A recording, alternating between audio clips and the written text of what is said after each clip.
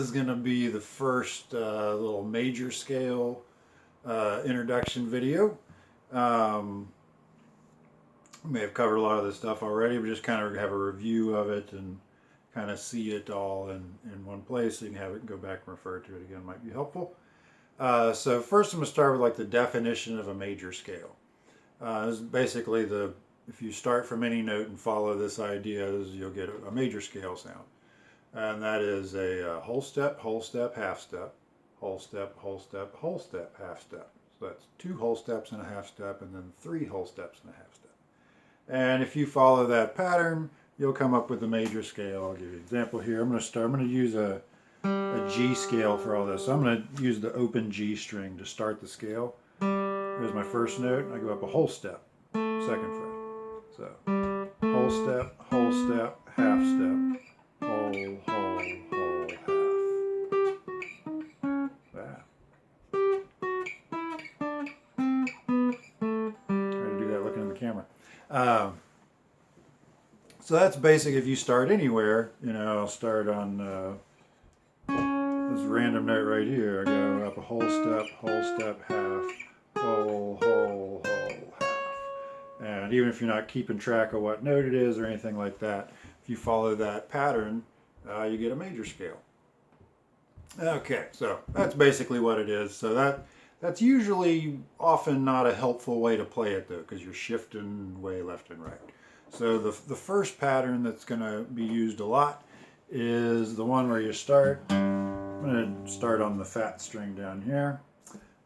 Middle finger hits the root, 2, 4. Next string, 1, 2, 4. Next string, 1, 3, 4. 2, 4, 1, 2, 4, 1, 3, 4. First note and the last note, the 1 and 8 are the same thing, so you could just, where you started and where you stopped, start there again. Shift up due to the B string.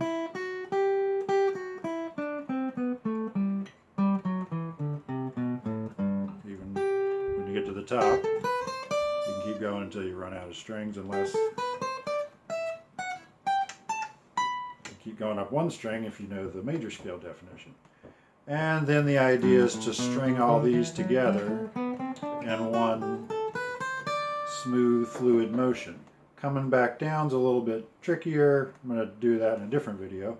But today we're just going to kind of work on playing this all the way up smoothly at a steady tempo.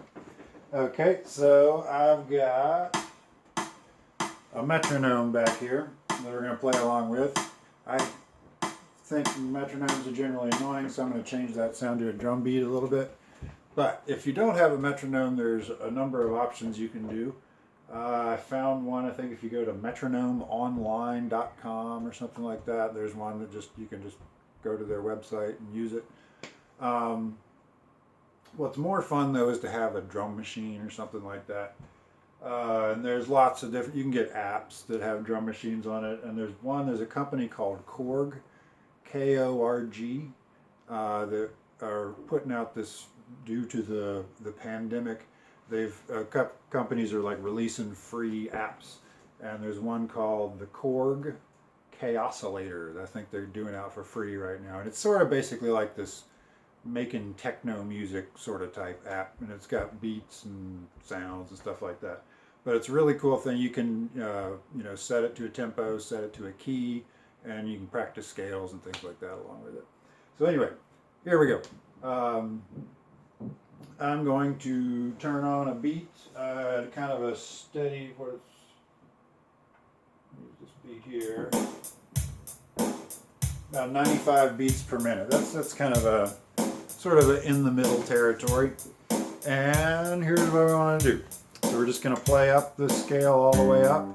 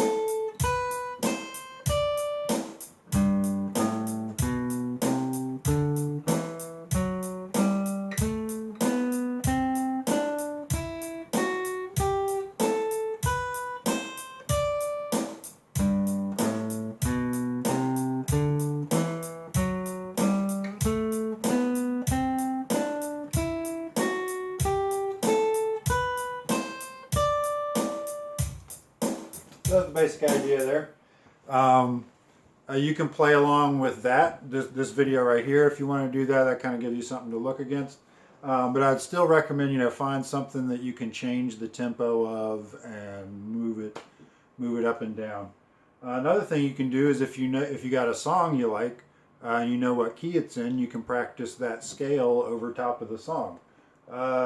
Since we're doing the key of G, the first song that popped into my head, the key of G is "Take It Easy" by the Eagles. So, I'm gonna stick on the song.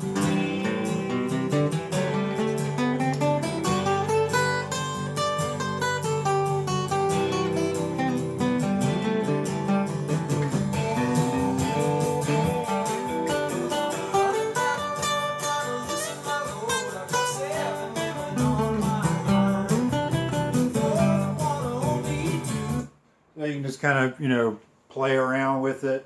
I wasn't really playing the right parts. I was just kind of practicing the scale over top of it.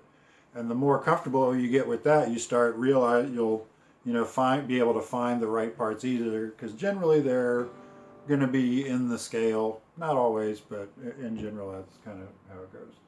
So this will be it for this video. The next one we're going to do is basically the same thing. It's going to be a little bit more in depth. We're just going backwards. So keep on practicing with that, and we'll see you in the next video.